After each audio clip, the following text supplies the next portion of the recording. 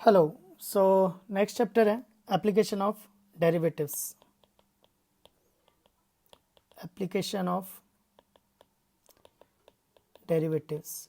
तो क्या हुआ कि फंक्शन चैप्टर में हम लोगों ने ये देखा कि फंक्शन चैप्टर में कि डोमेन क्या होती है, रेंज क्या होती है, domain, range, types of function और स्टैंडर्ड फंक्शंस कैसे काम करते हैं, किसका क्या वर्किंग है, मॉडुलस का क्या वर्किंग है, बॉक्स का क्या वर्किंग है, फ्रैक्शनल का क्या वर्किंग है, फिर ट्रिग्नोमेट्रिक क्या होते हैं, इन्वर्स ट्रिग्नोमेट्रिक क्या होते हैं, ये हम लोगों ने फंक्शन में समझा। फिर कुछ टॉपिक्स कंपोजिट फंक्शन, फिर odd even function, inverse trigonometric function, periodic functions, ये हम लोगों ने फंक्शन चैप्टर में समझा। लिमिट्स चैप्टर में हमने ये समझा कि इनपुट अगर टेंडिंग है, अगर इनपुट टेंडिंग है तो आउटपुट क्या कर रहा है। तो इनपुट अगर टेंडिंग सिचुएशन में है तो फंक्शन लिमिटिंग सिचुएशन में क्या कर रहा है।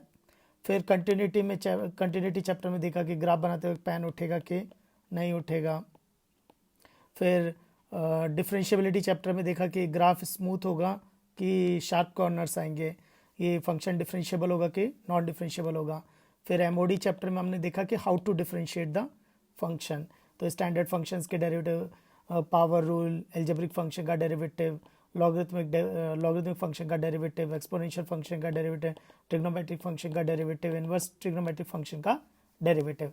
फिर उसमें देखा कि अगर फंक्शन इनटू फंक्शन है तो कैसे डिफरेंशिएट करेंगे, फंक्शन अपॉन फंक्शन है तो कैसे डिफरेंशिएट करेंगे, फंक्शन की पावर फंक्शन है तो कैसे डिफरेंशिएट करेंगे, लॉगरिथमिक डिफरेंशिएशन। तो ये क्वेश्चन रूल, ये प्रोडक्ट रूल, ये क्वेश्चन रूल, ये लॉगरिथमिक डिफरेंशिएशन। अगर फंक्शन के अंदर फंक्शन है तो कैसे करेंगे, चेन रूल से करेंगे। फंक्शन का किसी फंक्शन के रिस्पेक्ट में डेरिवेटिव करना है तो कैसे करेंगे। अगर फंक्शन किसी पैरामीटर पे डिपेंड कर रहा है तो पैरामेट्रिक डिफरेंशिएशन। फंक्शन को अगर बार बार डिफरेंशिएट करना है तो सक्सेसिव डिफरेंशिएशन। तो ये सब हम लोगों ने सीखा। लेकिन एप्लीकेशन और डेरिवेटिव चैप्टर यानी एओडी, इसको कैसे हम लोग यूज़ कर सकते हैं। तो इसमें हम लोग पढ़ते हैं 5 मील नहीं पढ़ते हम लोग। Tangent and normal, tangent and normal. Second rate measure and approximations. Third, monotonicity. Fourth, mean value theorem. Fifth, maxima and minima.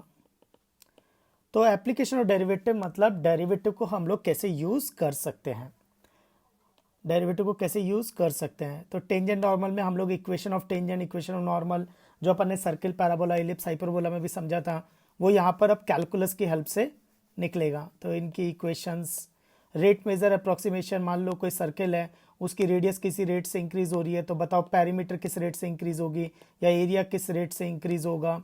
या कोई सिलेंडर है, सिलेंडर की रेडियस अगर किसी रेट से चेंज हो रही है तो उसका वॉल्यूम किस रेट से चेंज होगा, एरिया किस रेट से चेंज होगा। अप्रॉक्सीमेशन मतलब अगर रूट 25 5 है तो रूट 25.2 कितना होगा। तो ये वैल्यू, अप्रॉक्सीमेटेड वैल्यू निकाल सकते हैं। आइडिया है अपने को कि 5 पॉइंट समथिंग होगा, पर कितना होगा तो वो भी हम लोग डेरिवेटिव की हेल्प से निकाल सकते हैं।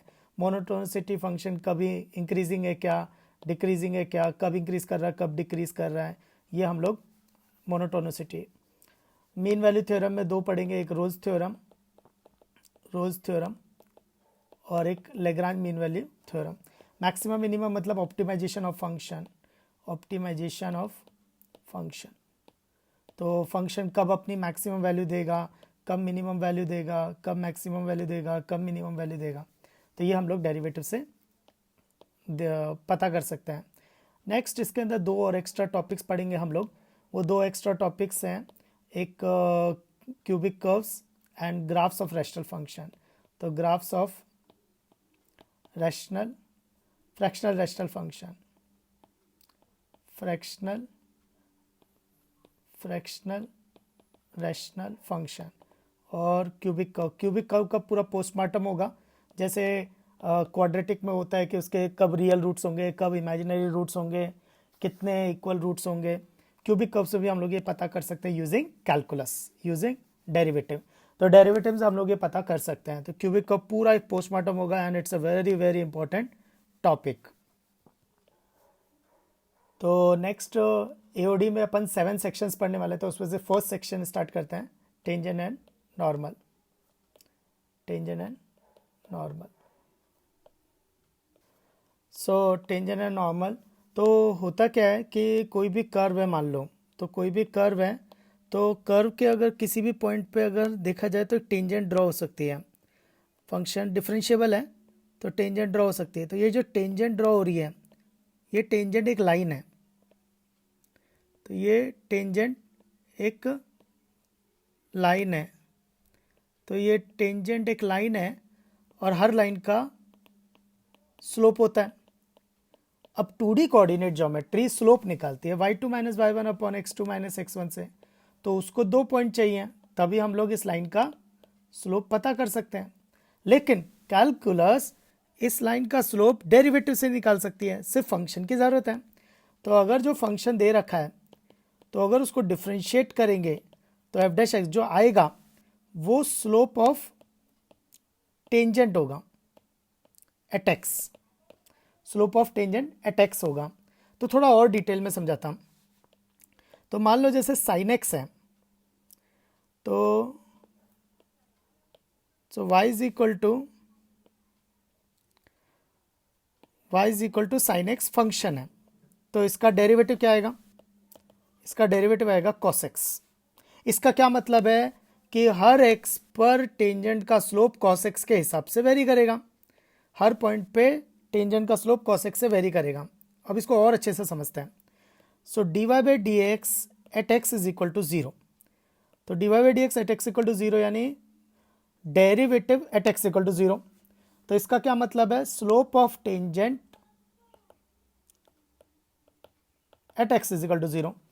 तो x इक्वल टू 0 पे टेंजेंट का स्लोप बता देगा और वो cos x की हेल्प से ऐसे किसी भी पॉइंट पे निकाल सकते हैं। तो देखो, तो derivative at x is equal to 0, तो कितना आएगा derivative at x equal to 0? 1। इसका क्या मतलब है? x इक्वल टू 0 पे जो टेंजेंट होगी उसका स्लोप 1 है। फिर derivative at x is equal to pi by 4। तो derivative at x equal to pi by 4, cos x में पाई बाय 4 रख दो, कितना आएगा? 1 बाय रूट 2। इसका क्या मतलब हुआ कि पाई बाय 4 पे टेंजेंट का जो स्लोप होगा, पाई बाय 4 पे जो टेंजेंट का स्लोप होगा वो स्लोप 1 बाय रूट 2 होगा। अब derivative at x is equal to pi by 3, तो कितना आया? 1 बाई 2। cos x में रख देंगे 1 बाई 2। तो इसका क्या मतलब है? अब ये देखो, ये हो गया पाई बाय 2, यहाँ कहीं होगा पाई बाय 3। तो इसका क्या मतलब है कि derivative at x equal to pi by 3 is 1 by 2। तो इसका मतलब है पाई बाय 3 पे टेंजेंट का स्लोप हाफ होगा। अब derivative at x is equal to pi by 2, तो वैल्यू कितनी आएगी? 0। तो इसका क्या मतलब होगा कि पाई बाय 2 पे हॉरिजॉन्टल टेंजेंट आएगी। तो देखो ना, तो ऐसे ऐसे ये हर टेंजेंट पे अपन लोग स्लोप निकाल सकते हैं। फिर तो ये टेंजेंट का स्लोप फाइंड आउट कर सकते हैं। तो ये इस तरह से हम लोग टेंजेंट के स्लोप्स फाइंड आउट कर सकते हैं। तो वो सब कहाँ से निकलेगा? डेरिवेटिव की हेल्प से निकलेगा। तो किसकी हेल्प से निकलेगा? डेरिवेटिव की हेल्प से निकलेगा। तो अब आप ऐसे समझ सकते हैं कि dy बाई डी एक्स हमें क्या बताता है? Slope of tangent. dy by d x हमें क्या बताता है? Slope of tangent. dy by d x at x is equal to x1, ये क्या बताएगा? Slope of tangent. तो पहली वाली क्या करी थी? एट एनी x बताएगी। तो slope of tangent at x is equal to x1, यानी उस, मान लो ये कोई कर्व है, तो ये कोई x1 पॉइंट है, तो x1 पॉइंट पर जो टेंजेंट का स्लोप होगा वो ये होगा। एट x1 पॉइंट पर टेंजेंट का स्लोप जो होगा वो डेरिवेटिव निकाल के बताएगी। नेक्स्ट, तो first remark, equation of tangent. Tangent एक लाइन होती है, तो यानी लाइन की equation at the point x1 comma y1 on the curve y is equal to f of x is given by. तो ये क्या कहना चाह रहा है कि कोई भी मान लो फंक्शन है, तो उस फंक्शन की ये टेंजेंट का इक्वेशन चाहिए, तो इसकी इक्वेशन चाहिए। अब इक्वेशन टेंजेंट एक लाइन होती है, लाइन की इक्वेशन क्या होती है, y माइनस y1। तो ये पॉइंट हम लोगों ने क्या लिया, x1, और y1 कहाँ से आ जाएगा, क्योंकि ये कर्व है y is equal to f of x, तो y की वैल्यू आ जाएगी एफ ऑफ x1, वो पॉइंट फंक्शन में रख के निकाल लेंगे। तो y माइनस y1, उसको y1 नाम दे दिया, तो y minus y1 is equal to slope into x minus x1। अब स्लोप कहाँ से निकाले, तो 2D कोऑर्डिनेट ज्योमेट्री में 2 पॉइंट से निकाल सकते हैं, पर कैलकुलस में कैसे निकालेंगे, dy by d x at x is equal to x1। So dy by d x at x is equal to x1, तो ये हो जाएगा equation of tangent at x is equal to x1। तो calculus उसको और easy कर देगी। तो अब अपन कैलकुलस से भी हैंडल कर सकते हैं कोऑर्डिनेट ज्योमेट्री के क्वेश्चंस को। नेक्स्ट है second, equation of normal. Equation of normal at the point x1 comma y1 on the curve y is equal to f of x is given by. यानी ये क्या कह रहा है इस बार कह रहा है कि ये जो टेंजेंट थी, इस बार ये जो टेंजेंट थी, वो tangent, for every tangent there must be a perpendicular line, for every tangent there must be a perpendicular line, and this is known as a normal. तो फॉर एवरी टेंजेंट, तो ये अगर टेंजेंट है यानी जो touch कर रही है, तो हर टेंजेंट के परपेंडिकुलर एक लाइन होती है, उसका नाम है नॉर्मल। तो इसकी इक्वेशन निकाल लो, कौन से पॉइंट पे, x1 कॉमा y1 पे। तो नॉर्मल की equation y minus y1 is equal to slope into x minus x1।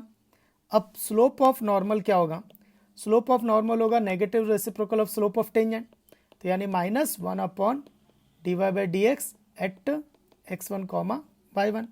तो minus 1 upon dy by d x at x1 comma y1।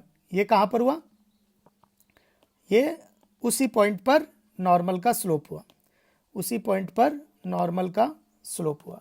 तो टेंजेंट का नेगेटिव रेसिप्रोकल, तो टेंजेंट का slope हम लोग कैलकुलस से निकाल लेंगे, तो उसका नेगेटिव रेसिप्रोकल नॉर्मल का स्लोप आ जाएगा। अब इसी को और आगे बढ़ा देते हैं। तो सपोज थर्ड केस, अगर फंक्शन पैरामेट्रिक दे रखी है, तो x is equal to f of t, y is equal to g of t, और तब इक्वेशन ऑफ, तो इक्वेशन ऑफ टेंजेंट पूछा है, तो इक्वेशन ऑफ टेंजेंट तो क्या होगी, y माइनस y1 वो ले लेंगे g ऑफ t1, और x माइनस x1 यानी उसी पॉइंट पर f ऑफ t1। अब स्लोप, तो dy बाई डी एक्स कहाँ से निकालेंगे, parametric differentiation, dy by d t upon d x by d t, और dy बाई डी टी हो जाएगा g डैश टी, और dx बाई डी टी हो जाएगा f dash t, parametric differentiation. तो g dash t upon f dash t at t equal to t1, ये हो जाएगा स्लोप ऑफ टेंजेंट। इसका नेगेटिव रेसिप्रोकल कर दो तो वो आ जाएगा नॉर्मल का स्लोप। नेक्स्ट फोर्थ पॉइंट, अगर dy by d x zero है तो इसका क्या मतलब है, तो dy बाई डी एक्स अगर जीरो है तो स्लोप जीरो है, और स्लोप जीरो है तो यानी इंक्लिनेशन जीरो है, इंक्लिनेशन जीरो है तो लाइन हॉरिजॉन्टल है, हॉरिजॉन्टल लाइन है, हॉरिजॉन्टल लाइन का मतलब होता है parallel to x axis, parallel to, तो ये होगी parallel to x axis. Converse is also true, converse is also true. तो कन्वर्स का क्या मतलब है कि अगर पैरेलल टू एक्स एक्सिस है, पैरेलल टू एक्स एक्सिस है तो स्लोप जीरो होगा, अगर पैरेलल टू एक्स एक्सिस है तो स्लोप जीरो होगा। नेक्स्ट इसी को और एक्सटेंड करते हैं। अगर कोई मान लो एक लाइन दे रखी है, लाइन की इक्वेशन दे रखी है a x plus b y plus c is equal to zero, तो इसके पैरेलल लाइन की इक्वेशन क्या होगी, तो पैरेलल लाइन की इक्वेशन होगी तो एक्स वाई का टर्म सेम रहेगा, तो a x plus b y पर इंटरसेप्ट चेंज हो जाएगा, तो plus lambda equal to zero. Next point fifth, if dy by d x is infinity, इसको ऐसे भी देख सकते हैं रेसिप्रोकल, फर्स्ट ऑर्डर डेरिवेटिव है, फर्स्ट ऑर्डर डेरिवेटिव का रेसिप्रोकल किया जा सकता है, तो d x upon d y equal to zero, ऐसा भी देख सकते हैं। तो इसका क्या मतलब है, तो see d y by d x अगर इन्फिनिटी है तो इसका मतलब है स्लोप इन्फिनिटी है, और स्लोप इन्फिनिटी है तो यानी इंक्लिनेशन 90 डिग्री है, 90 डिग्री है तो यानी परपेंडिकुलर टू एक्स एक्सिस है, और you can say parallel to y axis. तो इसका रिजल्ट क्या हो जाएगा, perpendicular to x axis, perpendicular to x. Converse is also true, converse is also true. तो अगर परपेंडिकुलर टू एक्स एक्सिस है, अगर परपेंडिकुलर टू एक्स एक्सिस है तो d y by d x infinity होगा। नेक्स्ट, अगर एक लाइन की इक्वेशन दे रखी है a x plus b y plus c is equal to zero, और उसके परपेंडिकुलर लाइन की इक्वेशन लिखनी है, उसके परपेंडिकुलर लाइन की इक्वेशन लिखनी है, तो कैसे करते हैं, एक्स और वाई का कोफिशिएंट इंटरचेंज हो जाएगा, एक्स और वाई का कोफिशिएंट इंटरचेंज हो जाएगा, और वाई का कोफिशिएंट माइनस से multiply plus lambda equal to zero. ऐसा क्यों हुआ, क्योंकि अगर टेंजेंट का स्लोप m1 है और परपेंडिकुलर लाइन का स्लोप m2 है, तो m1 m2 equal to minus one, m1 m2 equal to minus one. बाकी डायरेक्ट ध्यान रखो, अगर m1 इसका स्लोप है तो इसके परपेंडिकुलर लाइन का स्लोप होगा नेगेटिव रेसिप्रोकल। अगर m1 स्लोप का लाइन है, m1 लाइन का स्लोप है, तो परपेंडिकुलर लाइन का स्लोप होगा negative reciprocal. Next sixth point, अगर कोई लाइन अगर मान लो if tangent at a point p x one comma one, उस पॉइंट पर ऑन द कर्व यानी कर्व पे is equally inclined to coordinate axis, मतलब कोऑर्डिनेट एक्सिस के साथ इक्वल एंगल बना रही है, तो उस पॉइंट पे डेरिवेटिव कितना होगा, तो उस पॉइंट पे d y by d x कितना होगा। तो ये हो क्या रहा है कि मान लो कोई